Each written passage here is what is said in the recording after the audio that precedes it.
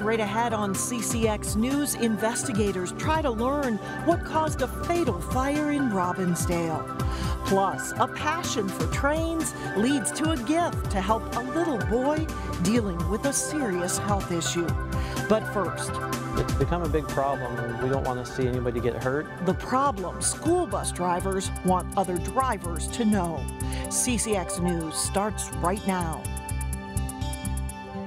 Hello and thanks for joining us. Plymouth police say it's a problem that has gotten worse, reckless driving around school buses. And police want to crack down on violations before the icy winter weather really begins. And reporter Shannon Slatton explains how they plan to do it. Have you ever thought about why school buses are painted yellow? Keep the big yellow bus in mind. Keep it in sight.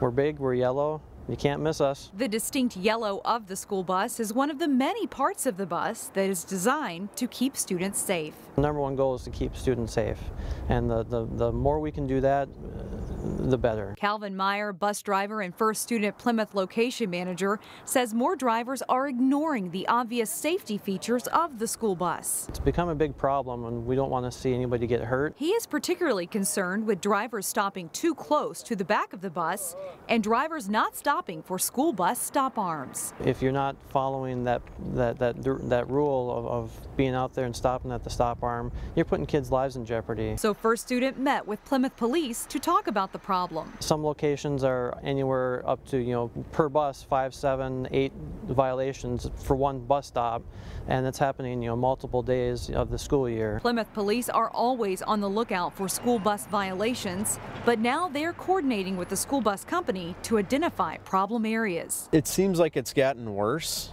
and we're just trying to make it so none of the kids get hurt out here. Police plan to be out morning and afternoon looking for violations in an effort to stop this problem before a student is hurt. In Plymouth, Shannon Slatton, CCX News.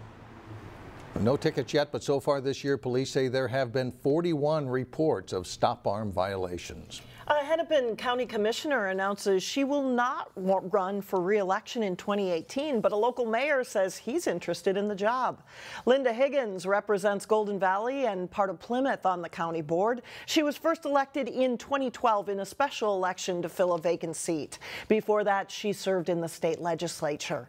Higgins says she will be retiring. She points to the refurbishing of the Golden Valley Library as a notable accomplishment, and she also points to youth sports grants and the proposed new lines for light rail. Meanwhile, Golden Valley Mayor Shep Harris says he's interested in exploring a bid for that job.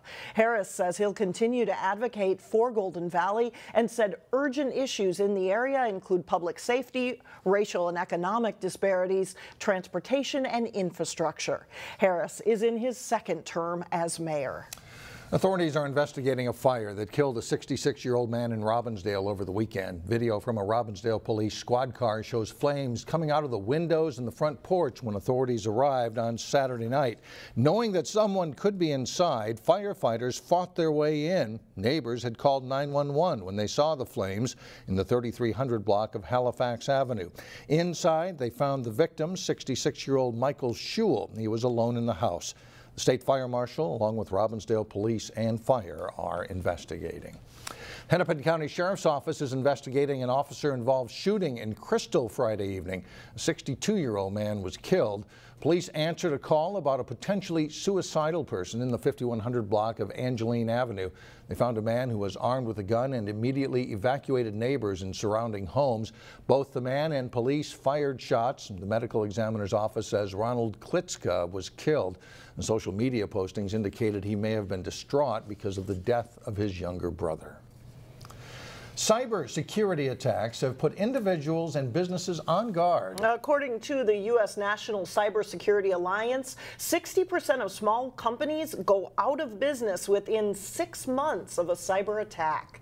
In this week's Business Matters, a Plymouth CFO is helping others after his company got a visit from Homeland Security. Plymouth-based Seacole, the sensitive nature of this specialty chemical manufacturing company we do liquid and powders from 2-ounce bottles up to bulk tankers. Is visible in its warehouse where thousands of gallons of chemicals sit at the ready for different business clients. In this one specifically, we have a cleaner that we manufacture, and that's used for industrial cleaning applications. When Homeland Security officials visited this small company 2 years ago and told Chief Financial Officer John Bell his company needed a cybersecurity plan and a site security plan, it was Bell's job to figure out how to do that. This is the Seacole server environment. It's natural to assume a cybersecurity plan comes down to hardware or software changes, but Bell discovered protecting his business goes way beyond installing a firewall and antivirus software. At a recent business expo, Bell shared his key message that it's educating and training each employee about cyber threats that makes the biggest difference. We can put all the locks on the doors, we can put in the fanciest computer systems, we can put in all the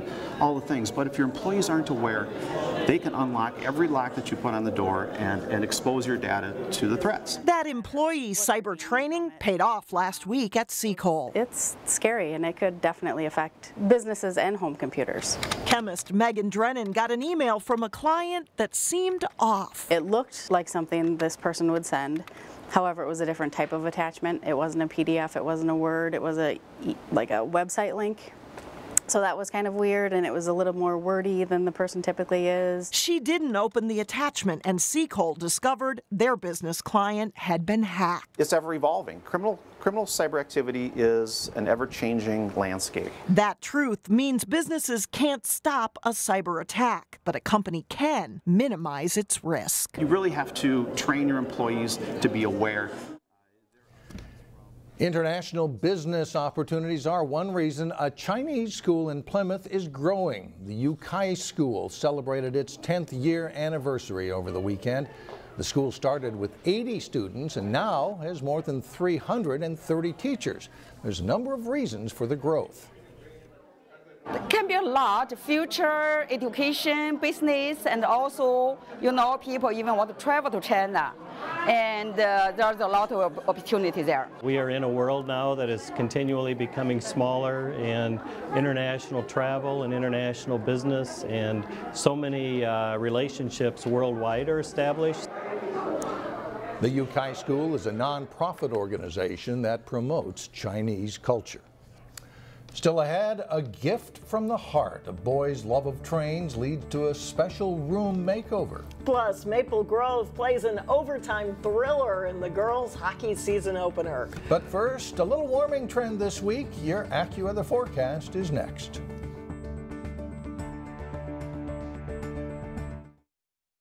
Kids can have an interest in all sorts of hobbies, from toys to video games to sports. For one Robbinsdale child, trains sparked a passion at a young age. And as Delane Cleveland reports, a local organization stepped in to provide the boy with the surprise of a lifetime. We've spent hours and hours and hours learning about trains, riding on trains. Ryan Kranz is a 10-year-old boy with a big smile and a love of locomotives. Ever since he was very little, he's been obsessed with trains. There's no shortage of toy trains at the house.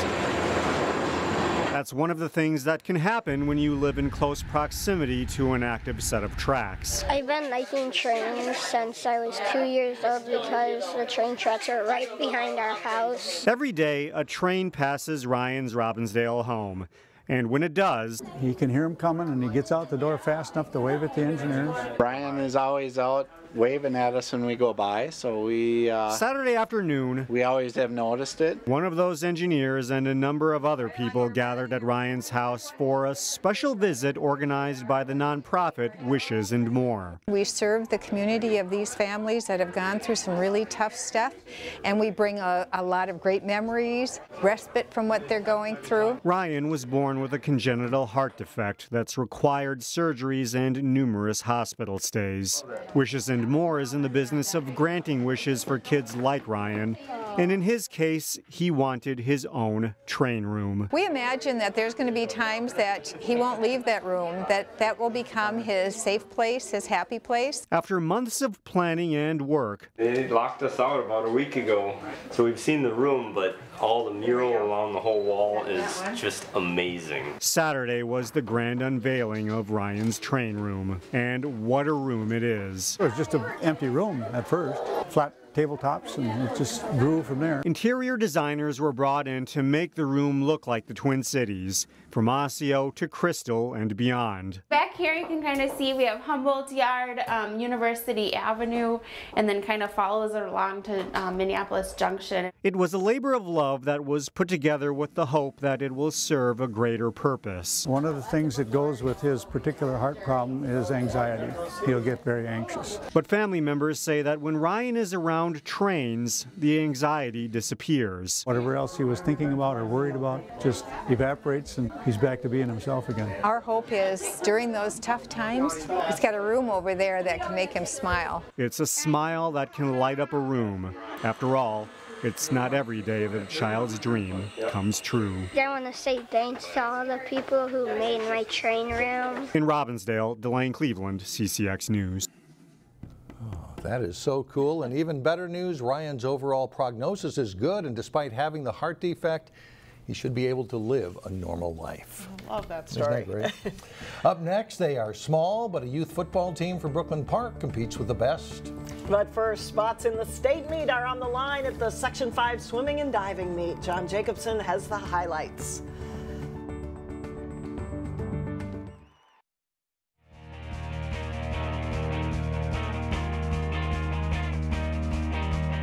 Jacobson with sports. The state girls swimming and diving meet gets underway Thursday in Minneapolis. Over the weekend, section meets were held to determine state qualifiers. Many of our local teams competing in Section 5AA in Plymouth. Cindy Shao anchors Wayzata to victory in the 200 medley relay, setting a new pool record, 1 minute 45.56 seconds.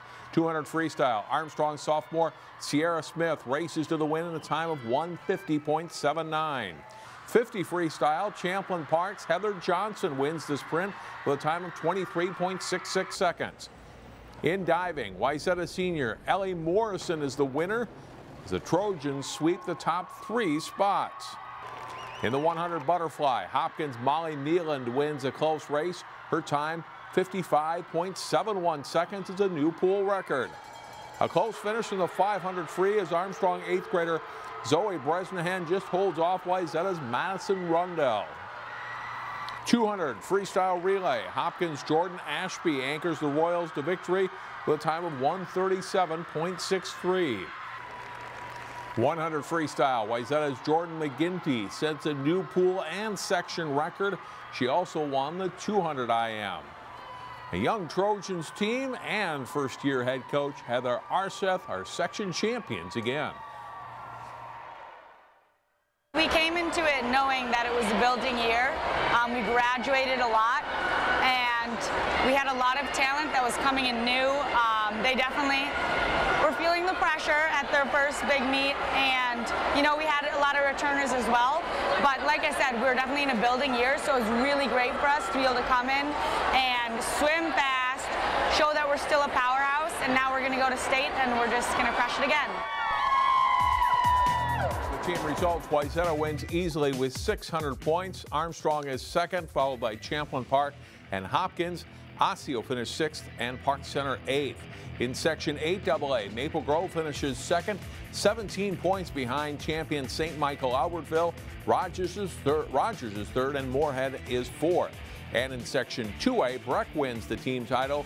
Blake second and Benilde St. Margaret's third. Cooper places 7th.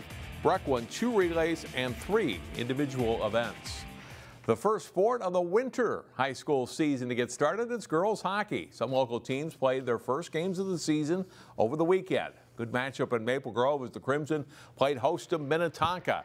With Maple Grove up 1-0 in the second, Tonka's on the power play and Lacey Martin slides it to Maggie Nicholson, and she hits the net from along the blue line. The Skippers tie it with 23 seconds into the second. And then late in the period on a 2-on-1, Martin takes the pass and tucks a backhander away, and it's 2-1 Minnetonka after 2. Maple Grove keeps working. Mannon McMahon gets the drop pass, sends it to Katie Denicky, and she scores a power play goal to make it 2-2, and this game goes to overtime. In OT, Chloe Corbin on the solo rush for the Crimson. Her first try stopped here, but she'll knock the rebound in, and Maple Grove starts the season with an overtime win over Minnetonka. 3-2 is the final. Evan Hull scored the game-winning touchdown in the Crimson's improbable comeback in football last Thursday against St. Michael Albertville. The running back has been a big part of the Crimson's success this fall. Jason Melillo profiled him for this week's Sports Jam show on CCX. Here's part of what you'll see. Hull has emerged during a season in which Maple Grove head coach Matt Lombardi wasn't sure how the pieces would fit together. But players up and down the roster have stepped up, and like Hull, the team's confidence has grown. Absolutely, yeah, because I think it makes us more of a team. It's not like it's just the show is being run by one guy, and that's our whole team. If he got hurt, then we wouldn't have a team. So I think multiple guys stepping up, we have more of a team, and it's more united that way. Hull describes himself as a balanced running back and says he sometimes tries to emulate Jacksonville Jaguars running back Leonard Fournette. Every week before games, I watch Leonard Fournette just because I love his downhill style running. You can see the rest of that story and more this week on Sports Jam. It's on through Wednesday. And that is it for sports. We're back with more in just a moment. Finally, a local youth football team is back from a road trip tournament. As Eric Nelson tells us, the Brooklyn Park Pirates logged plenty of miles.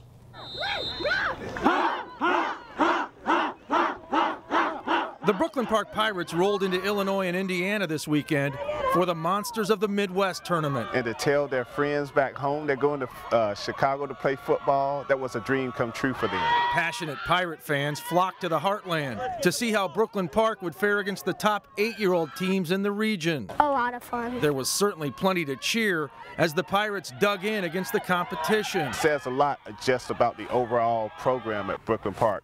For the kids and parents, this was a special snapshot in time. My favorite memory was probably staying at the hotel, playing in pool, sitting in the hot tub, because I got to play with all my friends. There were countless highlights from the games and the road trip. We go swimming in the hotel. And we were in a hotel, we were in a different city, we got to travel together, we had dinners together, we got to play in the pool together. Yeah, I'm just happy that we didn't burn down the hotel. The journey was a unique chance to build team chemistry and forge lasting friendships. The cost was marginal to what the kids actually learned and to the confidence they received in playing football. The Pirates lost a couple close games on Saturday, but finished with a flurry on Sunday as they galloped by the Chicago Broncos. Where we came in and hit them hard. They weren't expecting the way that we were going to play. And yeah, we ran over the top of them. When the Brooklyn Park Pirates left Indiana on Sunday, they had many positive takeaways from the trip. One of them was proving that they could play with the top teams in the Midwest. In Crown Point, Indiana, I'm Eric Nelson, CCX News. Road trip, swimming pools, and football. It's fun. That's it for now. We'll see you tomorrow.